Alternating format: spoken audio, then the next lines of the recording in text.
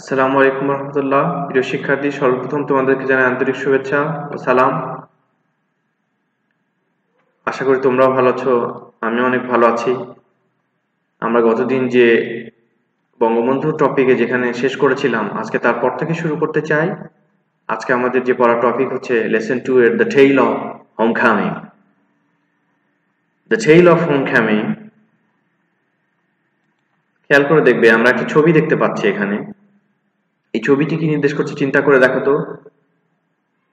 এই ছবিটি নির্দেশ করছে the tail of homecoming of Bangabandhu Sheikh Mujibur Rahman. Bangabandhu Sheikh Mujibur রহমানের ফিরে আসা, অর্থাৎ বঙ্গবন্ধু শেখ মুজিবুর রহমান যখন পাকিস্তান জেলে বন্দী ছিলেন, সেখান থেকে মুক্ত হয়ে ফিরে এসেছেন আমাদের মাঝে। এই চিত্রটি সেটাই প্রকাশ করছে আমাদের কাছে। তাহলে নিচে খেয়াল করে দেখো, দ্য বঙ্গবন্ধু's homecoming on 10 January 1972। 10 জানুয়ারি 1972 সালে বঙ্গবন্ধুর ফিরে আসা। আমরা এরপরে প্যাসেজে ফিরে যাচ্ছি। Bangabandhu Sheikh Mujibur Rahman was arrested. বঙ্গবন্ধু শেখ মুজিবুর রহমান গ্রেফতার হয়েছিলেন by the Pakistani army, Pakistani আর্মির দ্বারা। Immediately after his declaration, immediately একেবারেই পরে, আফটার হিজ ডিক্লারেশন, ডিক্লারেশন বলতে বোঝায় ঘোষণা, অফ ইন্ডিপেন্ডেন্স স্বাধীনতা, ইন্ডিপেন্ডেন্স বলতে বোঝায় স্বাধীনতা।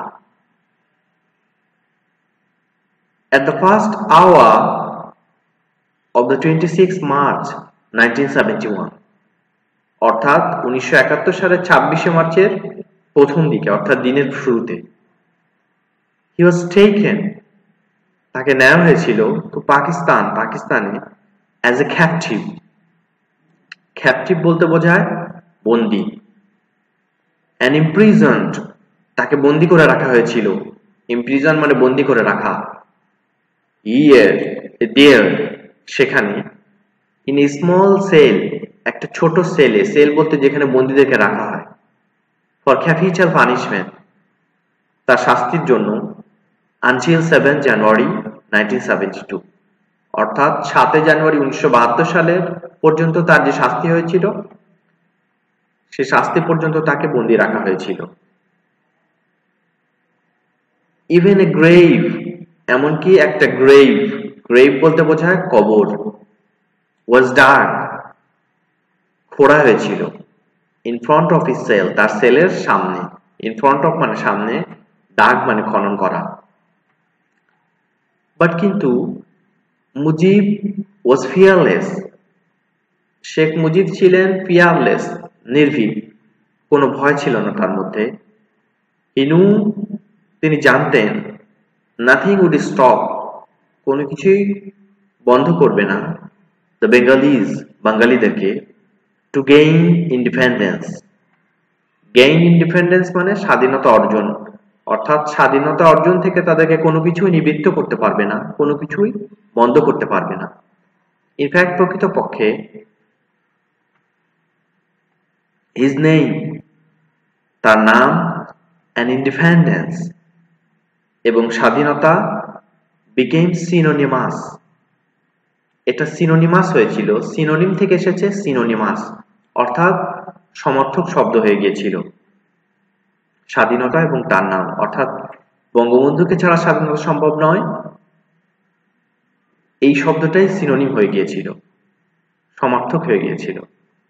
সো সুতরাং দ্য হোল ওয়ার্ল্ড, সমস্ত বিশ্ব, ওয়াজ অ্যাওয়েটিং, দীর্ঘ অপেক্ষা করছিল, ব্রেথলেসলি, দীর্ঘশ্বাসের শ্বাসীনভাবে, অর্থাৎ দীর্ঘশ্বাসের সাথে, টু উইটনেস, সাক্ষী দিতে, উইটনেস মানে সাক্ষী দিতে, হিজ হোমকামিং, তার বাড়ি ফিরে আসাকে, অর্থাৎ তিনি যে বাড়ি ফিরে আসবেন এই অপেক্ষায় সারা পৃথিবী কি করছিল, দীর্ঘশ্বাসে ছিল। and he had a grand homecoming, এবং তিনি ফিরে এসেছিলেন একটা শ্রেষ্ঠ হোমকামিং হয়েছিল, যেটা indeed, বস্তুত, narrated, যেটা বর্ণনা করা হয়েছে, by eminent, বিখ্যাত, eminent মানে বিখ্যাত, যেটা বর্ণনা করা হয়েছে বিখ্যাত কলামিস্ট, কলাম লেখক অ্যান্ড রাইটার এবং লেখক সাইদ বদরুল হাসানের দ্বারা। তাহলে তার যে শ্রেষ্ঠ হোমকামিংটা এটা লেখা হয়েছে কলামিস্ট সাইদ বদরুল হাসানের দ্বারা। ইন দ্য ইভিনিং অফ 7 জানুয়ারি, অর্থাৎ 7 জানুয়ারির সন্ধ্যায়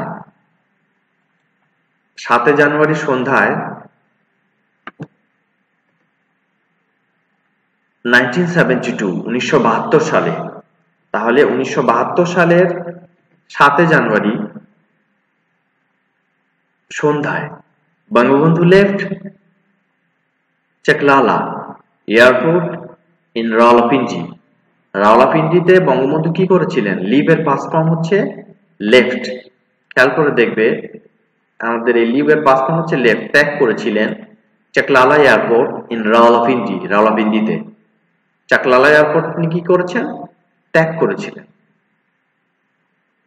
ফ্রম ওয়ার, যেখান থেকে he would fly to London, তিনি লন্ডনের উদ্দেশ্যে কি করবেন? লন্ডনের উদ্দেশ্যে উড়েছিলেন। 9 months earlier, 9 মাস আগে, he was brought to Pakistan, তাকে কি করা হয়েছিল?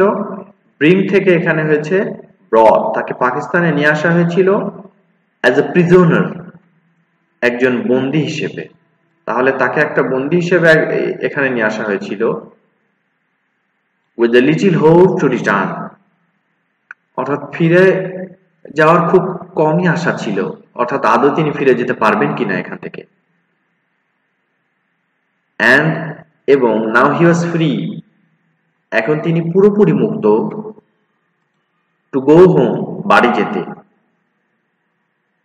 Pakistan as soon as the PIA aircraft, যত দ্রুত এই PIA পাকিস্তান যে এয়ারক্রাফটটা took off, উড়েছিল, was finally behind him, অর্থাৎ এই PIA এর যে এয়ারক্রাফট যতটাই উঠতেছিল, যত আগে যাচ্ছিল এগিয়ে, এই পাকিস্তান তার পিছনে পড়ে যাচ্ছিল, অর্থাৎ তিনি পাকিস্তানকে পেছনে ফেলে ছুটে আসছিলেন। তাহলে আমরা এখানে বঙ্গবন্ধুর পাকিস্তান ছেড়ে লন্ডনের দিকে ফিরে আসার বর্ণনা পাচ্ছি। এরপর খেয়াল করবে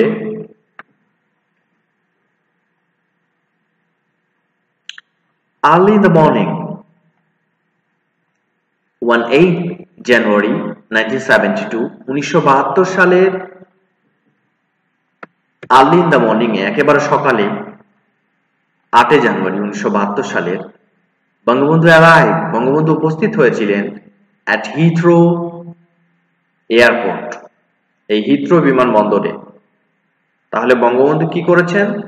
এই হিথ্রো বিমানবন্দরে উপস্থিত হয়েছিলেন। তাহলে অ্যারাইভ বলতে বোঝায় উপস্থিত হওয়া। নিউজ অফ বঙ্গবন্ধু's অ্যারাইভাল, বঙ্গবন্ধুর উপস্থিত হওয়ার খবর ইন লন্ডন স্প্রেড কুইকলি, লন্ডনে দ্রুত ছড়িয়ে পড়েছিল। তাহলে স্প্রেড বলতে বোঝায় ছড়িয়ে পড়া। জার্নালিস্ট, সাংবাদিকরা, দ্য জেনারেল পাবলিক, সাধারণ মানুষ, ব্রিটিশ অফিসিয়ালস, ব্রিটেনের যে সকল অফিসিয়ালরা ছিল, অ্যান্ড পলিটিশিয়ানস, রাজনীতিবিদ, অ্যান্ড বেঙ্গলিজ রেসিডেন্টস, এবং ওখানে যেসব বাঙালি রেসিডেন্টরা ছিল, অধিবাসীরা, in the city made their way to hotel Claridge's, এই ক্লারিজ হোটেলের দিকে তারা ছুটে এসেছিল। নিউজ বুলেটিনস ওয়ান বিবিসি, অর্থাৎ ব্রিটিশ ব্রডকাস্টিং কর্পোরেশন এই নিউজ বুলেটিন প্রকাশ করেছিল।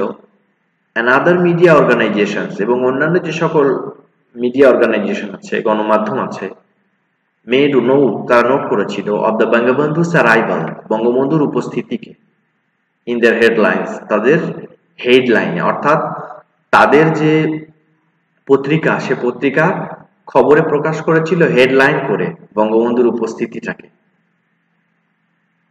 এই মিডিয়াগুলো বিবিসি বুলেটিনস এসেছিল। and by early afternoon এবং অর্থাৎ বিকেলের প্রথম দিকে the father of the nation, that means Bangabandhu Sheikh Mujibur Rahman, had made the British Prime Minister, made বলতে বোঝায় সাক্ষাৎ করা, তিনি সাক্ষাৎ করেছিলেন ব্রিটিশ প্রাইম মিনিস্টারের সাথে। তাহলে হ্যাড মেড, তিনি কি করেছেন? সাক্ষাৎ করেছিলেন the British prime minister Edward Heath, Edward হিথের সাথে, অ্যান্ড লিডার, এবং লিডার অর্থাৎ নেতা of the opposition Harold Wilson, এবং যে বিরোধী দলীয় নেতা ছিলেন হ্যারল্ড উইলসন। তাহলে তিনি দুইজনের সাথে সাক্ষাৎ করেছেন। একজন হচ্ছেন এডওয়ার্ড হিথ, তিনি ব্রিটিশ প্রাইম মিনিস্টার, আর একজন হচ্ছেন লিডার অব দ্য অপোজিশন অর্থাৎ বিরোধী দলীয় হ্যারল্ড উইলসন। হ্যারল্ড উইলসনের সাথে তিনি দেখা করছেন।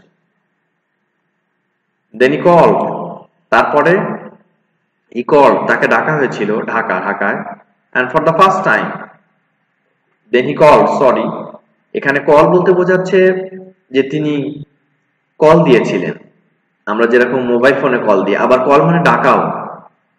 তাহলে ঢাকায় তিনি কল দিয়েছিলেন ফর দ্য ফার্স্ট টাইম, প্রথমবারের মতো, সিন্স হিজ অ্যারেস্ট, তার অ্যারেস্ট থেকে এই পর্যন্ত তিনি প্রথমবার কল দিয়েছেন ঢাকায়, by the Pakistani army in March মাসে যখন তিনি পাকিস্তানি আর্মির দ্বারা অ্যারেস্ট হয়ে যান, তখন থেকে এই পর্যন্ত তিনি কোনো কল দেননি। তাহলে আজকে প্রথম কল দিচ্ছেন।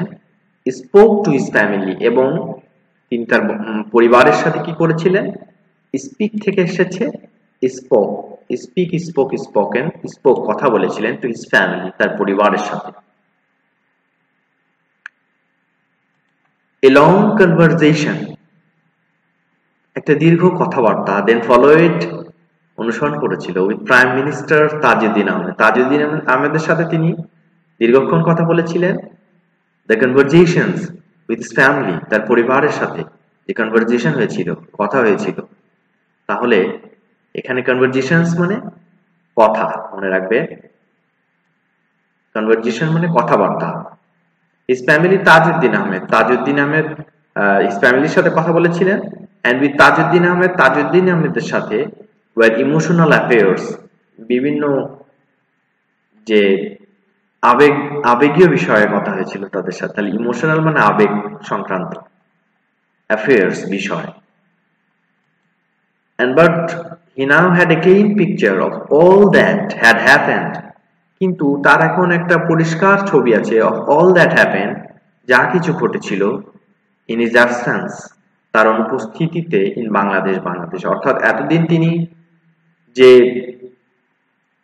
পাকিস্তানি কারাগারে ছিলেন, তার অনুপস্থিতিতে যা যা ঘটেছিল তার সবকিছু এখন তার চোখের সামনে আছে। and it gave him, এবং এটা তাকে দিয়েছিল ইমেন্স মানে ব্যাপক, এটা তাকে ব্যাপক প্লেজার, আনন্দ, প্লেজার মানে আনন্দ, তাহলে এটা তাকে ব্যাপক আনন্দ দিয়েছিল। knowing that, এটা জেনে যে he had truly liberated, তিনি আসলে লিবারেটেড মানে মুক্ত করতে পেরেছিলেন his people, তার মানুষদেরকে অর্থাৎ তার লোকদেরকে, তিনি আসলেই যে তার লোকদেরকে মুক্ত করতে পেরেছেন, এটা তাকে জেনে তিনি অনেক আনন্দ পেয়েছিলেন।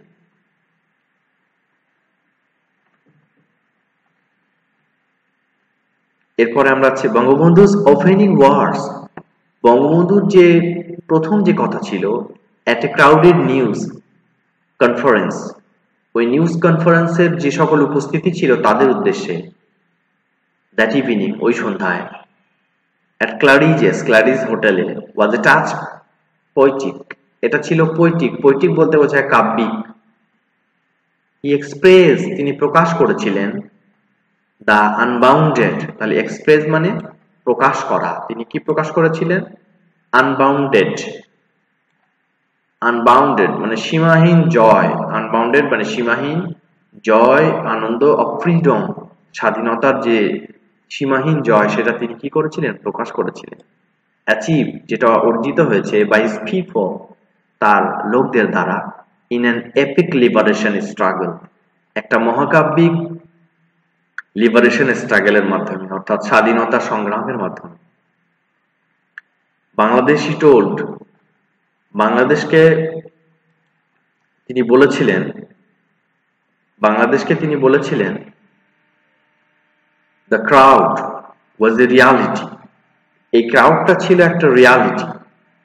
এই যে ক্রাউড যারা উপস্থিত আছে তাদেরকে তিনি বলেছিলেন was a reality, that means Bangladesh was a reality, অর্থাৎ বাংলাদেশ যে হবেই এটাই বাস্তবতা। And would fulfil its obligation, এবং তার দায়িত্বকে পূর্ণ করবে। অব্লিগেশন মানে বাধ্যবাধকতা, দায়িত্ব, খেয়াল রাখবে, অব্লিগেশনস মানে বাধ্যবাধকতা অথবা দায়িত্ব। As a part of the international community, আন্তর্জাতিক সম্প্রদায়ের একটা অংশ হিসেবে। তার মানে হচ্ছে যে এই ক্রাউডের উদ্দেশ্যে তিনি বলেছিলেন বাংলাদেশ হওয়াটা এটাই হচ্ছে রিয়ালিটি, বাংলাদেশ হবে না এটা নয়, এবং বাংলাদেশ সবসময় পূর্ণ করবে, আন্তর্জাতিক সম্প্রদায়ের একটা অংশ হিসেবে নিজের যে দায়িত্ব আছে সেটাকে সবসময় কি করবে, পূর্ণ করবে। He made it clear, তিনি এটা পরিষ্কার করেছিলেন, that those who, তারা যারা, were involved, জড়িত ছিল, in different types of crimes, বিভিন্ন ধরনের যে ক্রাইমে, অপরাধে, ক্রাইম বলতে অপরাধ, ইনক্লুডিং জেনোসাইড, জেনোসাইড বলতে বোঝায় গণহত্যায়, যারা গণহত্যায় জড়িত ছিল, অপরাধে, উড বি ট্রেইড, তাদেরকে বিচার করা হবে বাই হিজ গভর্নমেন্ট, তার গভর্নমেন্টের দ্বারা। তাহলে তিনি তার গভর্নমেন্টের দ্বারা কি করবেন, ওই সকল জেনোসাইডে, ওই সকল হত্যাযজ্ঞে যারা জড়িত ছিল তাদেরকে তিনি বিচার করবেন। জেনোসাইড মানে হত্যাযজ্ঞ। তাহলে আমরা আমাদের আলোচনার একেবারে শেষ পর্যায়ে চলে এসেছি। আমরা আশা করি তোমরা এই প্রত্যেকটা প্যাসেজের প্রত্যেকটা ওয়ার্ড এই সুন্দর করে প্রত্যেকটা ওয়ার্ড মিনিং সহকারে পড়বে, এবং এভাবে পড়ার মাধ্যমে তোমরা প্যাসেজের যে তথ্যগুলো আছে, যে ঘটনাগুলো, এটাকে অনুধাবন করতে সক্ষম হবে। আশা করি তোমরা এই ক্লাসের দ্বারা অনেক উপকৃত হবে, এবং কোনো সমস্যা দেখা দিলে অবশ্যই কমেন্টে ছবি তুলে দিবে এবং কমেন্ট করবে। আশা করি ভালো থাকবে, সুস্থ থাকবে, তোমাদের জীবনের সর্বাঙ্গীন কল্যাণ কামনা করি। এবং আমাদের পরবর্তী টপিক যেটা পড়ার হবে, বঙ্গবন্ধু এট দ্য ইউএন, তোমাদের জীবনের সর্বাঙ্গীন কল্যাণ কামনা করে আজকের ক্লাস এখানেই শেষ করছি। আসসালামু আলাইকুম ওয়া রাহমাতুল্লাহ।